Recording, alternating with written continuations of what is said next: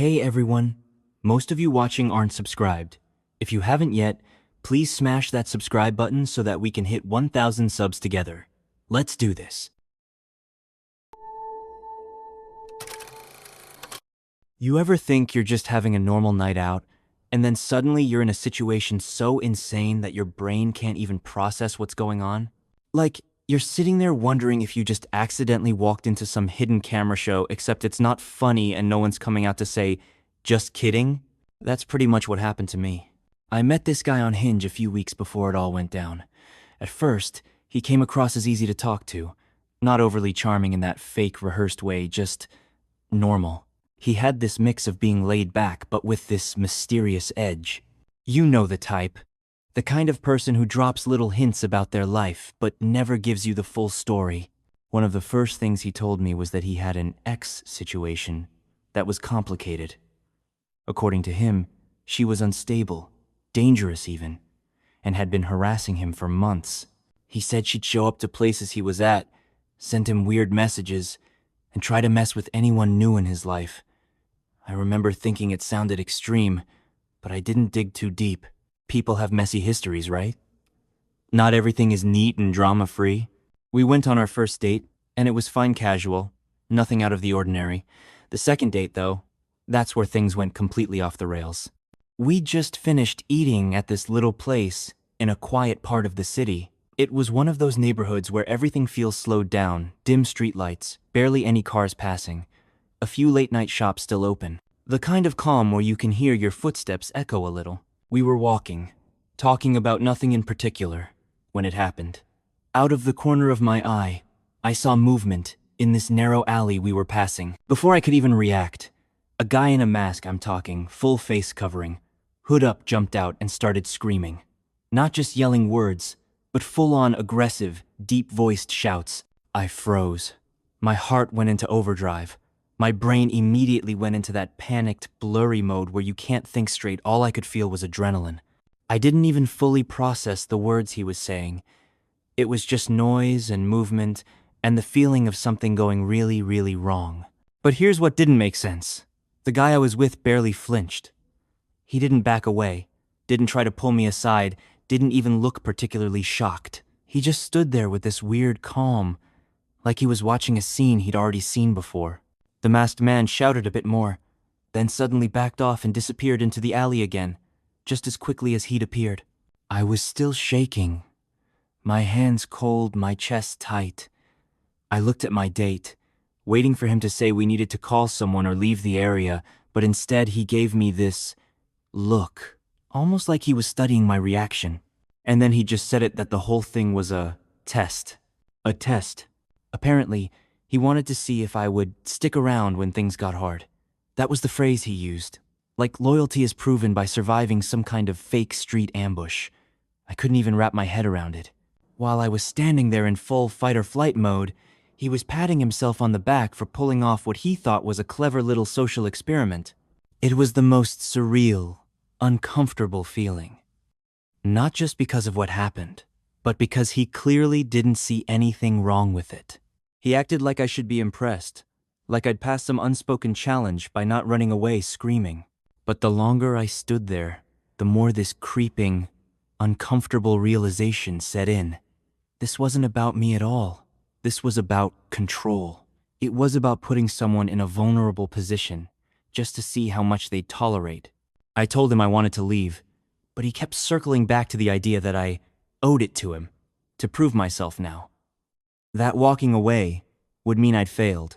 It was manipulative in such an obvious way, but the adrenaline in my system made it feel even more intense, like I needed to get away before things escalated further. So I did. I left. I didn't wait for him to argue. I just turned and walked until I was somewhere crowded enough to feel safe. Later on, I found out this wasn't even some one-off stunt. Through a friend of a friend, I heard that he had done the exact same thing to other women, almost like it was his signature move. He'd feed them some story about a dangerous ex, then arrange for someone to ambush them on a date, just to watch how they reacted. It made me feel sick knowing that what I experienced wasn't even personal. It was just a game to him, a messed up way of testing people's boundaries. And the craziest part? I could imagine how someone less willing to walk away might have stayed, convinced they'd passed some loyalty test, and then gotten trapped in something even worse. I've replayed the whole thing in my head so many times, trying to figure out if there was a point where I could have spotted the red flags earlier. Maybe the story about the dangerous ex should have set off alarms. Maybe his mysterious vibe wasn't mystery at all, but just him withholding information on purpose. Either way, I learned that some people will go to ridiculous, dangerous lengths to see what they can get away with. And sometimes, the only way to pass the test is to fail it in their eyes and just walk away. Because no one should ever have to prove themselves by living through someone else's sick little performance.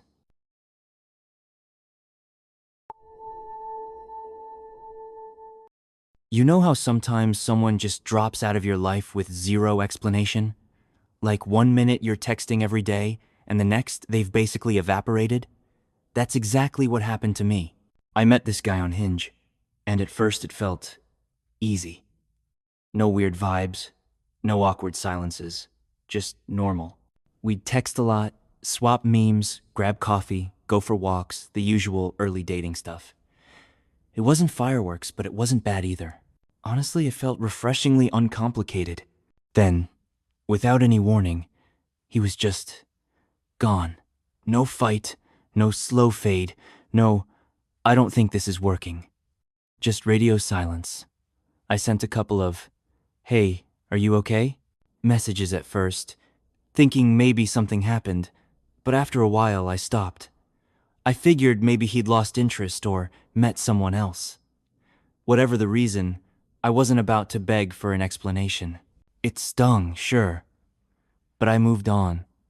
I deleted his number so I wouldn't be tempted to text him, muted his socials, and tried to let it go. Eventually, he was just another almost relationship that didn't work out. Months went by. I wasn't thinking about him anymore. I was busy with work, friends, my own life. Then, one night when I couldn't sleep, I was aimlessly scrolling through random sites on my laptop, falling into that internet rabbit hole where you start on something normal and end up in the weirdest corners of the web. That's when I saw it. It wasn't on some mainstream site. This was buried in one of those shady forums you're not supposed to find by accident. People were posting things you don't want to know about stolen accounts, hacked data, weird marketplace stuff. I shouldn't have even been there. But what stopped me cold wasn't the site itself. It was my face. Right there on the screen was one of my photos, a selfie I'd taken for my dating profile. I actually froze for a second, thinking maybe my eyes were playing tricks on me. But then I scrolled, and there were more pictures from my Instagram, an old shot I'd sent to a friend, even one I didn't remember posting anywhere. The username on the posts wasn't mine, but the profile was pretending to be me. My name, my age, even a short About Me section that was almost word for word from my Hinge bio.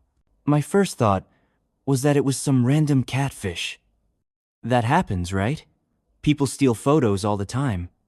But as I clicked through, my stomach started sinking. These weren't just stolen pictures. Whoever was running this account knew details about my life that weren't public, places I'd been, specific little facts I'd only told a handful of people. And then I saw his username. It was him, the guy who had ghosted me. Same handle he used on other sites, just with a slight change. My brain couldn't even process it at first. Not only had he disappeared, but he'd been using my identity this whole time. The more I scrolled, the worse it got. He'd been posing as me for months, maybe longer in some twisted catfishing scheme. There were threads of him, pretending to be me, talking to women, building fake friendships, fake relationships, whatever. Some were innocent enough on the surface, but others were manipulative. Like he was trying to get something out of them. I found conversations where these women were clearly confused or upset. A few even mentioned trying to track down the real me, because they'd realized something didn't add up. Others were warning each other to stay away. It was surreal, like watching strangers talk about a version of me that I didn't recognize, but that was built out of my photos and life. Then came the part that made me feel physically sick. Buried in one of the threads were messages from him, out of character, bragging about what he'd been doing. He talked about how easy it was to gain people's trust when you looked like her, meaning me, how he'd disappear when he got bored, and how no one ever caught on quickly enough. It wasn't just some one-off prank. This was a hobby for him, a game. And I'd been completely clueless. I didn't even know where to start. Reporting something on the dark web isn't like flagging a fake Instagram account. There's no report button, no admin to message. I tried changing all my passwords, deleting old accounts, locking down every bit of personal info I could think of, but it didn't erase what was already out there. For days, I couldn't focus on anything else. I kept going back to the forum, checking if the posts were still up, half hoping they'd vanish on their own. They never did. Every time I saw my own face staring back at me from that screen, I felt this mix of anger, embarrassment, and violation. Like someone had taken a piece of my identity and twisted it into something I had no control over. It also made me paranoid. Every time I got a text from an unknown number, I'd wonder if it was someone from that forum. Every time I got a weird DM, I'd think, do they know me? Or do they think they know me because of him? Even walking around in public, I'd sometimes get this weird, irrational thought, what if someone recognized me, but only as the fake me he'd invented? I still don't know how deep it went. I don't know how many people he fooled or what else he did using my name. And I'll probably never know. That's the worst part, the not knowing. The guy who ghosted me? Turns out he never really left my life at all. He just slipped into the shadows and kept using me, in a way I couldn't see until it was too late. And now there's this version of me floating around in some corner of the internet I can't reach, doing things I would never do, talking to people I'll never meet. It's been a while since I found out, but I still get that same sinking feeling when I think about it. Some things you can't just move on from.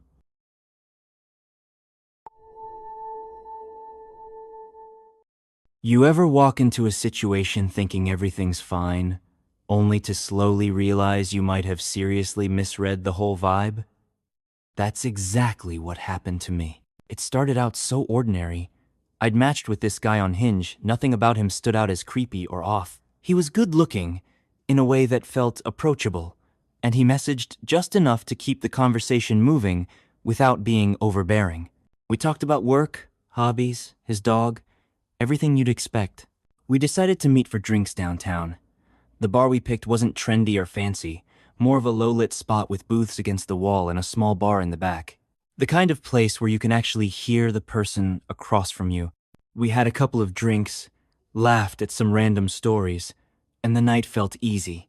No awkward silences, no weird comments, nothing to raise a red flag. When the place started closing up, he asked if I wanted to go back to his place. It was only a short walk from where we were, and I didn't get that uneasy gut feeling that usually makes you say no. I figured we'd just keep talking, maybe listen to music, nothing more than that. The walk to his apartment was quiet, and the streets were mostly empty.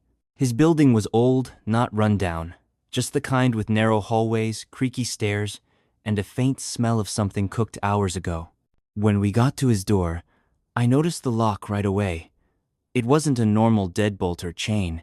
It was this heavy, old-fashioned latch, the kind you'd expect on a storage room or something. I brushed it off. Some people just have weird locks. Inside, the apartment was small but tidy. A couch, a low coffee table, a bookshelf crammed with random stuff. He offered me a glass of wine, and we sat on the couch chatting. But while I was talking, I noticed his eyes kept flicking toward the door. Not a glance, but this repeated, deliberate look, like he was making sure it stayed closed. Then, mid-conversation, he got up and locked it. The sound was loud in that small space, like it echoed for a second. I remember him smiling after, but it wasn't the kind of smile you give when you're being friendly. It was tight, controlled. Something about it didn't feel right. I told myself not to overthink it, but this uneasy feeling started creeping in. The air in the room felt heavier, like all the warmth from the earlier part of the night had drained away. I casually mentioned that I'd probably head out soon testing the waters, and that's when his tone shifted. He said something that made it clear leaving wasn't an option yet. Not in a joking way, just flat and final. I tried again a few minutes later, but every time I brought it up, he either ignored the comment or steered the conversation somewhere else entirely. It was like he'd decided we weren't talking about me leaving anymore. That's when I noticed another problem. I had no signal. My phone sat there useless in my hand, stuck on no service. I tried sending a text anyway, hoping it would go through later, but nothing. The building was old, and apparently in some kind of dead zone. The hours after that are a blur of trying to keep my cool while feeling more and more trapped. I couldn't sit still, so I paced around his small living room, pretending I was just restless. He didn't get aggressive, but his whole demeanor made it obvious he was in control of the situation and had no intention of letting me go just yet. I must have checked my phone 100 times, moving it around like maybe one corner of the apartment would magically get a signal. At some point, I figured out that near the window, I could get a single bar for a few seconds at a time. I angled myself like I was just looking out at the street, all while typing as fast as I could, sending my location to a friend with a short message. Come now. Don't call. Just come. That waiting period, knowing my message might not even have gone through, felt endless. My brain kept running through scenarios of what might happen if she didn't show up. Every sound in the building made me tense. I watched the clock, the hands crawling past midnight, then 1, then 2. Finally, sometime after 3 in the morning, my friend knocked on the door. The look on his face when he heard it was hard to read. Maybe irritation, maybe surprise. But after a pause, he got up and unlocked the door. I didn't wait. I stepped past him, mumbled something about needing to go, and walked straight out into the hallway. The rush of air when I got outside felt unreal. I didn't even realize I'd been holding my breath until that moment. My friend was parked out front, and I didn't say much on the ride home. I was just focused on putting as much distance as possible between me and that apartment. A few days later, I told a couple of people about what happened. That's when I learned he'd done this before, locking women in overnight, making it hard for them to leave until he decided they could. No violence, no big confrontation, just this quiet, calculated control. Enough to scare you without leaving a mark. The realization hit hard. This wasn't some weird, one-off misunderstanding. This was a pattern for him, and I'd walked straight into it because I ignored that small gut twinge when I saw that lock for the first time. For weeks after, I caught myself double-checking doors when I was at someone else's place. I started texting friends' addresses before going on dates, something I'd never bothered with before. It's unsettling to know how quickly an ordinary night can turn into something that leaves you shaken long after it's over. I never got an apology, not even a half-hearted excuse. He just disappeared, no texts, no follow-up, nothing, which I guess is fine. I don't need closure from someone like that. But I do think about it sometimes, especially when people talk about trusting your instincts. Because the truth is, mine had been telling me something was off. And I overrode it because I wanted to believe the night would stay normal. It didn't. And now, I don't ignore that feeling anymore.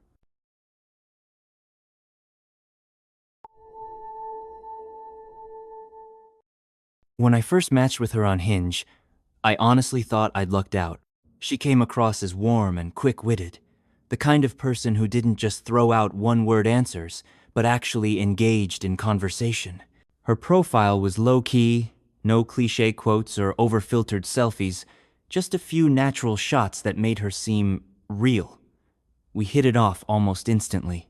Those first few months were easy in the way that makes you drop your guard. We'd grab dinner after work, spend lazy Saturdays at each other's places, crash on the couch watching whatever we could agree on. It wasn't fireworks every second, but it was comfortable, the kind of comfort that makes you think you might be onto something solid. She didn't overshare on social media, didn't seem like she was trying to be anyone but herself. I liked that. At first, nothing about her set off alarms. If anything, she seemed almost too normal. But then, little things started happening, and it took me longer than I'd like to admit to notice the pattern. The first thing to go missing was a sock. I know that sounds ridiculous. Socks vanish all the time. I didn't even think twice about it. Then it was a watch I kept on my nightstand. I asked her casually if she'd seen it, but she shook her head, and even helped me look around. No luck. I wrote it off as me misplacing it somewhere. Then one day, my wallet disappeared. That was harder to ignore. I knew I'd left it on my kitchen counter, but when I went to grab it, it was gone. I turned my apartment upside down, checked under cushions, in drawers, even in the fridge because I was desperate. Nothing. I called my bank to freeze my cards, thinking maybe I dropped it somewhere outside. It was frustrating, but I still wasn't ready to connect the dots. I told myself maybe I'd been careless. But then more things started vanishing. Not big, valuable items, but random stuff. My favorite hoodie. A paperback I'd been halfway through. A lighter I kept near the balcony. Even a spoon. Who steals a spoon? It got to the point where I started locking my bedroom door when I wasn't home.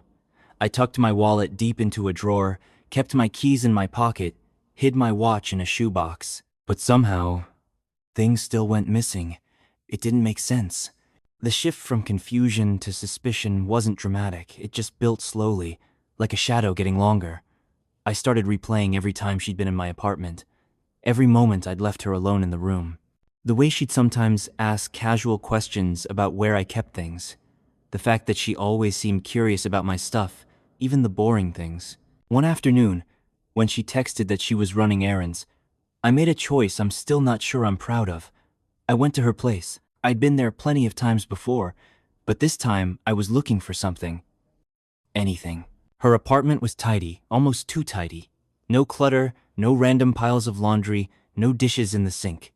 But when I opened her closet, behind a row of jackets, I saw a small cardboard box pushed toward the back. It wasn't locked, just taped shut, along the top. My stomach was already turning before I even peeled the tape back. Inside, it was like stepping into a bizarre, private museum of my life. My watch was there, wrapped in a folded napkin like it was something delicate. My wallet card still inside sat underneath it. My hoodie, neatly folded, the paperback with my bookmark still in place. And yes, the stupid spoon, sitting there like it belonged. But it wasn't just my things. There were also scraps of paper with my name written on them. A couple of receipts from places we'd never gone together. Even a note I'd left myself on the fridge weeks ago, somehow taken and tucked in with the rest. It wasn't theft in the traditional sense. It felt personal, like she was curating pieces of me.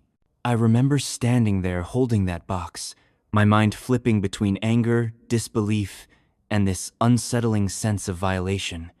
When she came back, I was still holding it. I didn't even have words ready. I just held it up and waited for her to say something. She didn't look embarrassed or caught.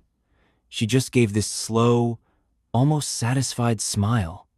And then she said she liked keeping parts of people she cared about. Like it was sentimental. Like this was supposed to be sweet. There was nothing sweet about it. It was obsessive, calculated. She'd been slipping these things out of my apartment for months without me realizing. I asked her why, but she never gave a straight answer. Just this vague, almost dreamy explanation about memories and holding on to moments. The next day, she was gone. I mean, completely gone. Her phone number stopped working. Her Hinge profile was gone. No trace of her on social media. It was like she'd never existed outside of my apartment and hers. I didn't get my stuff back. I didn't even try to get it back. I didn't want to see her again. And honestly, I wasn't sure I wanted to know what else she might have taken that I hadn't noticed. For weeks after, I kept checking my apartment for missing things, half expecting to find more gaps. The whole thing messed with my head in a way I didn't expect.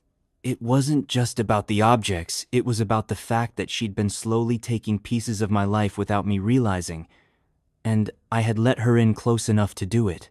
It made me question how well you can ever really know someone, especially someone you meet online. Sometimes I still wonder if she's done it to other people. If there are boxes somewhere filled with bits of other people's lives, hoodies, books, random everyday things that mean nothing on their own but everything when you realize they were taken on purpose. And that's the part that sticks with me. She didn't take money or anything she could sell. She took things that only mattered because they were mine. Things that made me feel like I'd been reduced to a collection she could keep tucked away. Like I was never really a person to her at all, just something to collect and disappear from.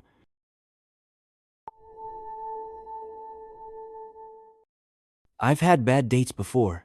Everyone has. Sometimes the conversation is awkward. Sometimes the person looks nothing like their photos. Sometimes the chemistry just isn't there. You go home, laugh about it with your friends, and move on. This wasn't one of those times. When I matched with this girl, I'll call her Jenna on Hinge, she didn't come across like a walking red flag. She had this quick, sarcastic humor in our messages that made me laugh. Her pictures weren't the overdone, heavily filtered kind. They looked like casual snapshots, which I actually preferred.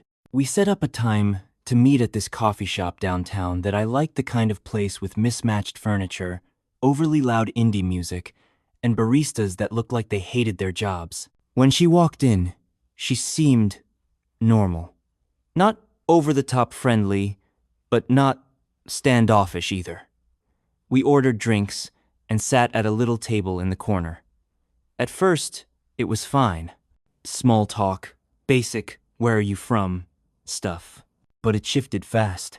Her questions started getting more personal, not in a curious, getting-to-know-you way, but in a way that felt like she was digging for something.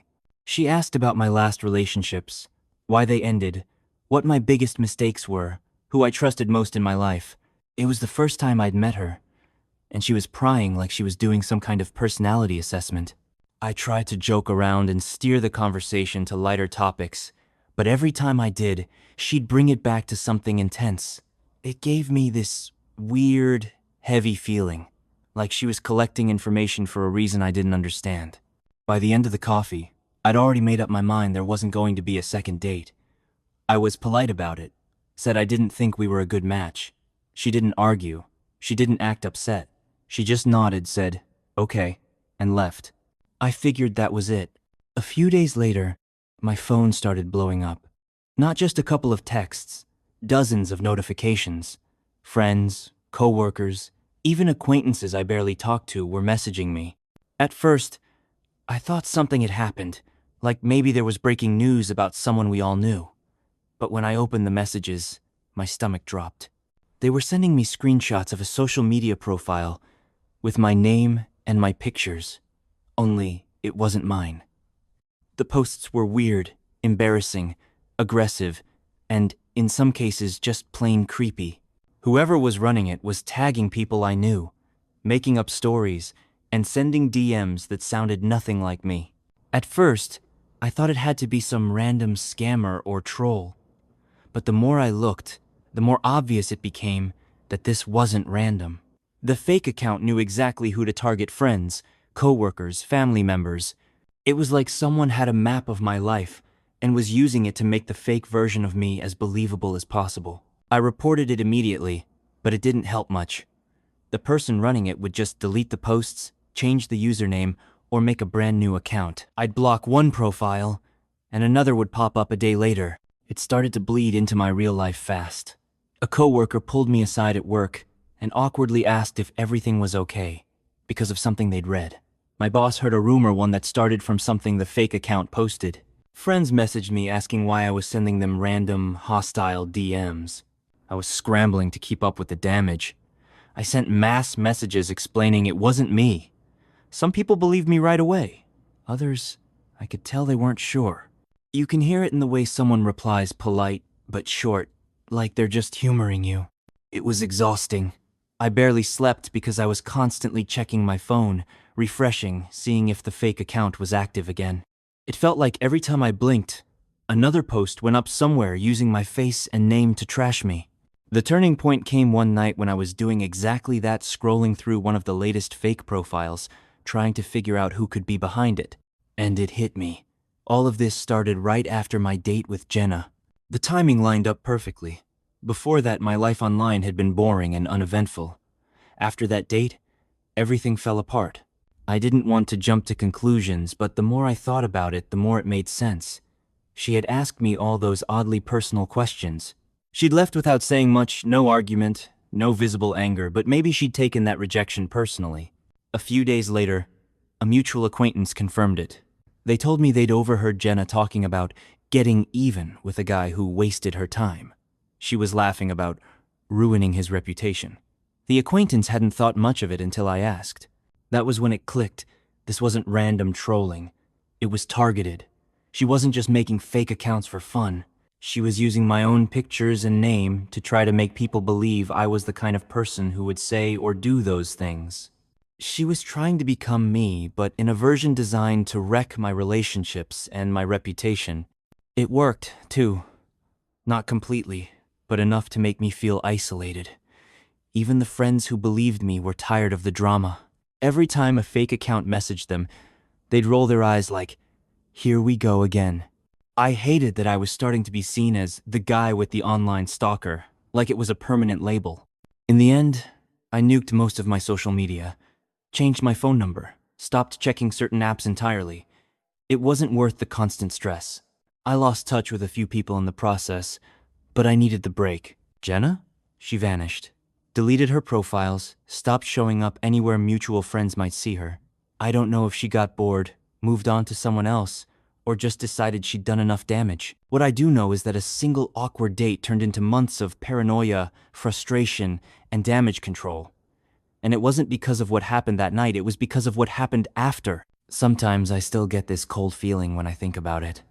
Not because of the posts or the rumors, but because she had everything she needed to do it after just one meeting with me. One coffee. That's all it took for her to start tearing my life apart. And that's the scariest part. You don't always see the danger when it's sitting across from you at a table. Sometimes you only see it once. It's already inside your life, wearing your face, speaking with your voice, and making sure you can't stop it.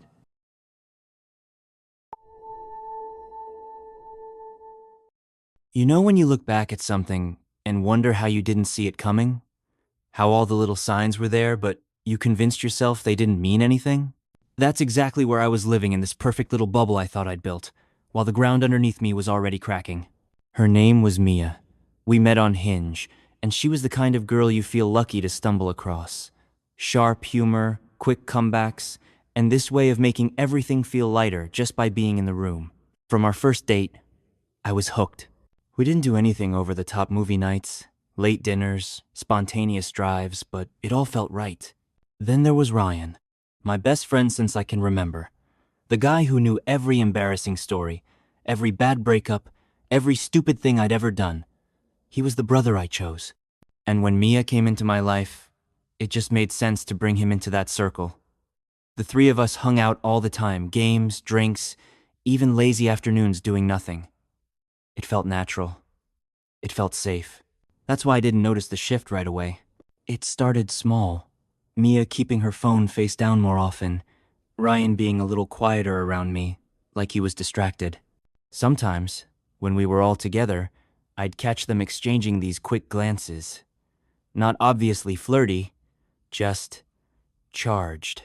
I'd tell myself I was overthinking. I didn't want to be that paranoid person who reads into every little thing. Weeks passed, and the feeling got harder to ignore. She'd get a message and tilt her phone away, her expression changing just slightly before she smiled at me like nothing happened. Ryan stopped texting me like he used to. No random memes, no long chats. If I messaged him, the replies were short and delayed.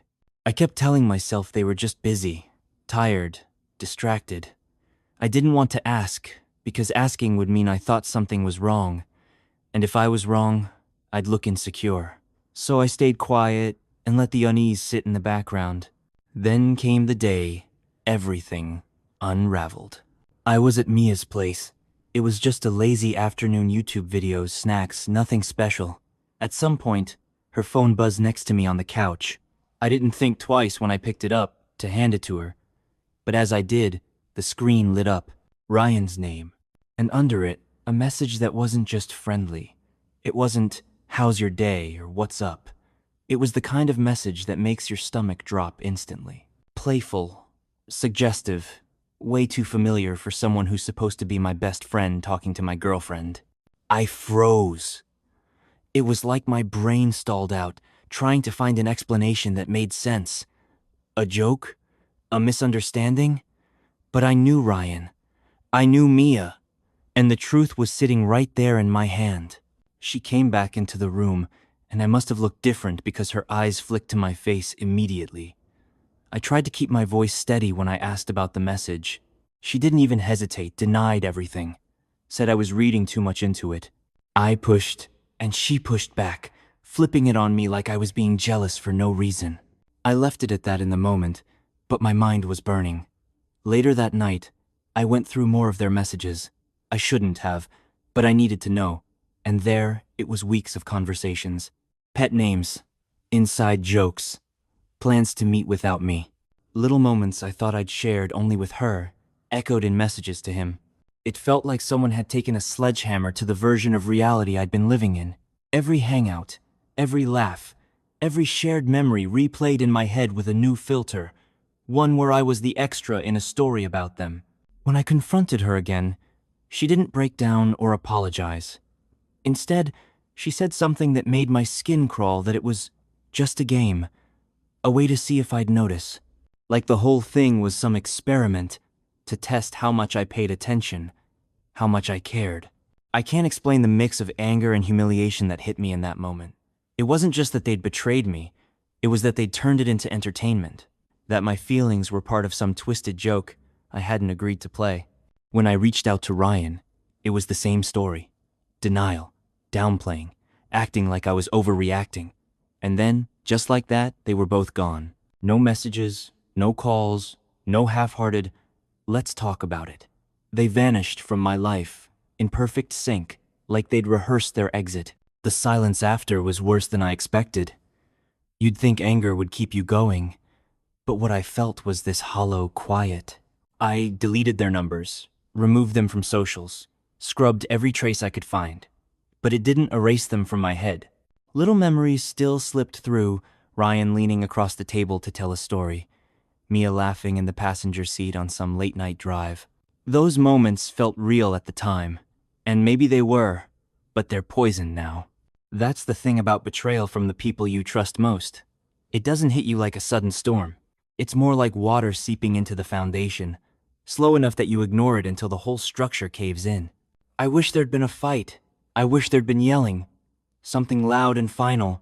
Instead, it ended with silence, and the silence is what sticks. It's been a while now. I've filled the time with other things, met new people, built new routines, but every once in a while, something will remind me a song, a place, a phrase, and it all comes rushing back. That mix of disbelief, hurt, and the realization that the people I thought I could trust with everything were capable of something like that. I'll probably never get answers. I'm not even sure I want them. The only thing I know is that the next time I feel that something's off, I won't talk myself out of it. Because ignoring those little gut punches, that's how you end up blindsided, watching two of the closest people in your life walk away like you were just a passing chapter in their story. And maybe that's all I was to them, but they were a lot more to me, and that's what makes it hurt the most.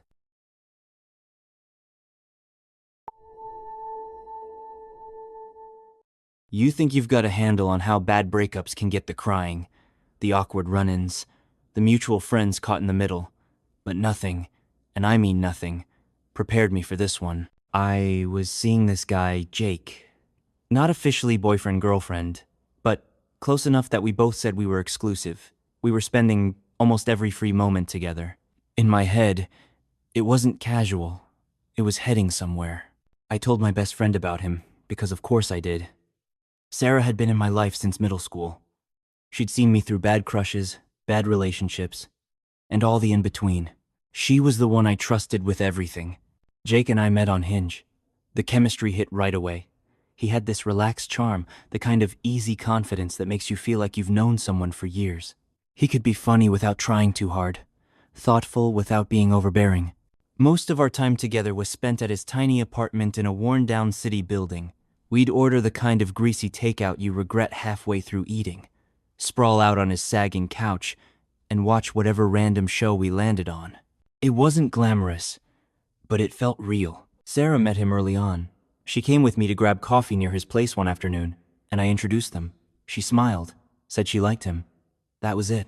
I didn't think much about it, why would I? She was my best friend, and he was the guy I was falling for. The first signs that something was off were easy to brush aside. Jake started replying slower to my texts, sometimes hours, sometimes a day. If I asked to hang out, he'd have a reason work stuff, feeling tired, needing to catch up on errands. I told myself it was just life getting in the way. At the same time, Sarah was a little different too. She'd still check in, but she stopped talking about Jake altogether. If his name came up, she'd change the subject quickly. I didn't put the two together. I figured maybe she didn't think much of him anymore, and that was fine. Then came the night everything cracked. It was late, and my phone buzzed with a text from a number I didn't recognize. I almost ignored it, but something made me open it. It was a photo. Jake and Sarah, sitting close together, closer than friends, his hand on her leg, her head tilted toward him like they'd been caught mid-laugh. It was one of those moments where your brain refuses to catch up with what your eyes are seeing. My first thought was, this has to be a joke. But there was nothing funny about it. It felt like the air had been punched out of me. I wanted to believe there was some innocent explanation. I told myself it might be old, maybe taken out of context. But deep down, I knew. I didn't confront them right away. Instead, I started looking for answers. I went through social media, piecing together what I could. I saw comments and likes that suddenly made more sense. I saw patterns in the times Jake would go quiet. And yeah, I checked messages I wasn't supposed to. I found texts between them. Flirty, teasing, intimate, talking about meeting up, jokes only they'd get. It wasn't an accident. It wasn't one bad choice. They'd been doing this for months. And then came the thing that broke me all over again. Sarah was pregnant. She told me herself. She didn't apologize. She didn't look ashamed. Just dropped it into conversation like it was some fact I needed to know. Jake was the father. And then, as if that wasn't enough, they told me they hoped we could keep things chill. That they wanted me to stay friends, because it would be easier for everyone. They wanted me to be okay with it. The sheer arrogance of that made my head spin. I wasn't just betrayed, I was being told to accept my place in their new life, like some background character who didn't get a say in the plot. I cut Jake off immediately. Blocked his number, unfollowed him everywhere, deleted every photo, even the stupid playlist he'd made me. That was the easy part. Sarah was harder. She wasn't just my best friend. She was my person. She was the one who'd sat on my bedroom floor with me at 2 a.m. when I couldn't stop crying. The one who knew my secrets, my fears, the way I took my coffee. But all of that history meant nothing against what she'd done. I realized keeping her in my life after this would destroy me. So I blocked her too. Deleted every photo, every chat thread, every piece of our friendship I'd held on to. The first weeks after cutting them off were brutal. I woke up with that heavy, hollow feeling, like I'd lost a part of myself. But every time I thought about reaching out, I remembered the way they looked at me when they told me. Calm, expecting me to just accept it. So I started focusing on me instead. I filled my days with anything that didn't remind me of them. Long walks in parts of the city I'd never been to. New coffee shops. Journaling pages and pages I never thought I'd write. I let myself feel everything. The anger, the sadness, the shock. But I didn't let myself go back. Over time, the noise in my head started to quiet. My world was smaller now, but it felt safer. No more lies whispered in the background. No more pretending not to notice things that didn't add up. Here's the thing I've learned. The worst betrayals don't always come from enemies. They come from the people you trust so deeply that you never think to protect yourself from them. That's what makes it cut so deep. I don't care where Jake and Sarah are now. I don't care what their life looks like. They're gone from my story, and I'm not looking for closure. Some doors you close and lock for good. And if starting over means being alone for a while, I'm fine with that. At least I know the ground I'm standing on isn't about to collapse beneath me.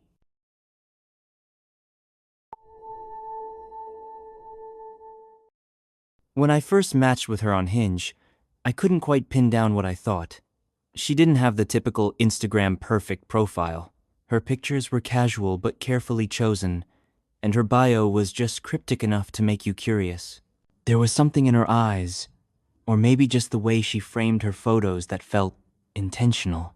We started talking, and the conversation was easy. She had a way of answering questions without really answering them, keeping this air of mystery. I didn't see any harm in meeting her in person, so we set up a date. She suggested a small cafe downtown, the kind of place that didn't bother with matching chairs or updated decor. Every table wobbled just a little. The coffee was decent, but what made the place interesting was the back room, an old arcade with a handful of machines and a jukebox that only played songs from before the 2000s. When I got there, she was already waiting, sipping something that smelled faintly like cinnamon. We talked for a bit over coffee, then wandered into the arcade. She was surprisingly competitive, and we ended up laughing more than I expected. After a couple of hours, she mentioned her place was only a few blocks away and asked if I wanted to come by. It was still early, and I didn't have any plans, so I agreed. Her apartment was in an older building, the kind with narrow staircases and heavy doors that slam shut if you're not careful. Inside, it was neat but sparse, with no real personal touches. No family photos, no clutter. She told me to make myself comfortable and, almost immediately after, asked me to take off my shoes. I remember hesitating for half a second. It wasn't a huge deal.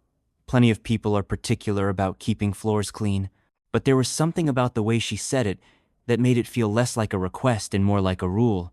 Still, I unlaced my sneakers, left them neatly by the door, and tried not to think about it. We spent the next few hours watching movies on her old TV, talking about random stuff, books, food, music. She was engaging, but still guarded, like she was keeping a part of herself tucked away. I mentioned at some point that I should probably head out. She brushed it off, saying there was no rush. When I finally left, I didn't realize I was leaving without my shoes. It wasn't until the next morning that I noticed I'd walked home in the pair of cheap slip-ons I keep in my bag for emergencies. I texted her about it, expecting a quick, "Oh, I'll bring them to you," or "Come pick them up." Instead, I got nothing, not a single response. She didn't answer my calls either. At first, I figured maybe she just wasn't interested anymore and didn't feel like dealing with the awkwardness of giving my stuff back. But then, a few days later, she posted on social media. She was wearing my sneakers. Not in a casual, "Oh, I grabbed these to run outside" kind of way. She was posing in them front and center in the picture, like they were the star of the outfit. I messaged her again, this time directly saying I wanted my shoes back. The reply came almost instantly. "They're mine now, just like you were." There was no emoji, no hint of sarcasm, just those words. That's when it stopped feeling like a joke. I blocked her and tried to move on, but the shoes kept showing up in my life in ways I couldn't explain. A friend texted me saying they'd seen her across town, wearing them again.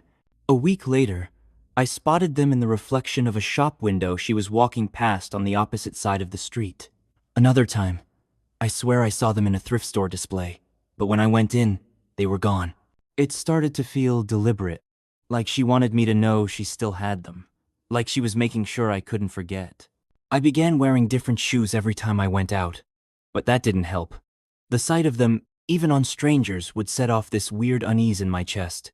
I started wondering if she was watching, waiting for the right moment to take something else. One night, after a week of feeling like I was constantly glancing over my shoulder, I decided to go back to her building. I don't know what I expected, maybe to find her there so I could finally confront her. The place was just as I remembered, old, dimly lit, smelling faintly of damp wood, and something metallic, like rust. I climbed the stairs and found her door. It was ajar, just enough to see inside. I didn't step in. I just looked. The apartment was almost empty. No furniture, no personal items, just an open space with bare floors and pale walls. And in the middle of the living room, neatly placed side by side, were my sneakers. They weren't tossed aside or left carelessly. They were positioned with intent, like they were part of some display.